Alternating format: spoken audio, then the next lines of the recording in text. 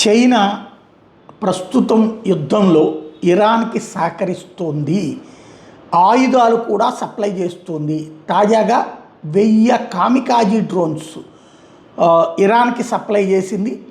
ఏదైతే ఇప్పుడు ఆయిల్ మీదన దాడులు జరుగుతున్నాయో వాటిట్లో ఈ కామికాజీ డ్రోన్సే ప్రధానమైనటువంటివి. ఇవి ఎలాగ పంపిస్తున్నారు అంటే పాకిస్తాన్కి పంపించి, చైనా నుండి పాకిస్తాన్కి వచ్చి పాకిస్తాన్ నుండి వెళ్తున్నాయట. ఇదిగో ఈ విజువల్స్ని చూస్తే అర్థమవుతుంది. వెళ్తున్నటువంటి కంటైనర్లు, చైనా నుంచి పెద్ద ఎత్తున కంటైనర్లలో ఈ డ్రోన్స్ను పంపిస్తున్నారు.